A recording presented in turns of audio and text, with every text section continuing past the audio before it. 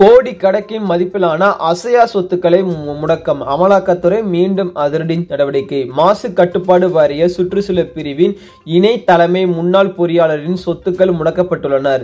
தமிழ்நாடு மாசு கட்டுப்பாடு வாரிய இணை முதன்மை சுற்றுச்சூழல் பொறியாளராக பணியாற்றி பன்னீர்செல்வத்தின் சொத்துக்கள் முடக்கி அமலாக்கத்துறை நடவடிக்கை எடுத்துள்ளது. ரூபாய் 3.59 கோடி மதிப்பில் வராத பணமும் 1.12 கோடி மதிப்பில் உள்ள 6 அசையா சொத்துக்கள், 61 தங்க காசுகள், 3.6 கிலோ தங்க நகைகள், 6.4 வெள்ளி உள்ளிட்ட சொத்துக்களை அமலாக்கத்துறை முடக்கியுள்ளது. வருமானத்திற்கு அதிகமாக சொத்துக்கள் சேர்த்த வழக்கு தொடர்பான சோதனை நடத்தப்பட்ட நிலையில் நடவடிக்கை எடுக்கப்பட்டுள்ளது. கடந்த 2020ஆம் ஆண்டு எம் பன்னீர்செல்வம் வீடு அலுவலகத்தில் லஞ்ச ஒழிப்புத்துறை சோதனை நடத்தி வழக்கு பதிவு செய்தது.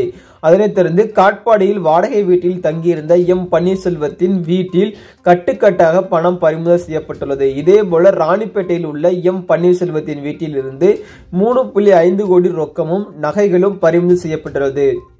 சொத்து குவிப்பு வழக்கு தொடர்பாக இந்த நடவடிக்கை மேற்கொள்ளப்பட்டுள்ளதாக அமலாக்கத்துறை சற்று முன் விளக்கம் அளித்துள்ளது. அதனைத் தொடர்ந்து இரண்டாவது அறிவிப்பாக மீண்டும் 3 திமுக அமைச்சர்களின் பதவிக்கு ஆபத்து. ஊழல் வழக்குகளை இன்று முதல் நீதிபதி ஆனந்த் வெங்கடேஷ் அவர்கள் மீண்டும் அதை துப்பு துலக்க உள்ளார். அதன்படி வருமானத்திற்கு அதிகமாக சொத்து சேர்த்த உள்ளிட்ட வழக்குகளில் முன்னாள் முதல்வர் OPS, அதனைத் தொடர்ந்து அமைச்சர்கள் ஐ. பெரியசாமி, தங்கம் தென்ராசு, KKSR ராமச்சந்திரன், திமுக முன்னாள் அமைச்சர் பொன்முடி, அதிமுகவின் முன்னாள் அமைச்சர் வளர்மதி ஆகியோர் விடுதலை செய்யப்பட்டிருந்தனர். இந்த வழக்கில் நீதிபதி ஆனந்த் வெங்கடேஷ் தாமதமாக முன்வந்து விசாரணை நடத்தி வந்தார்.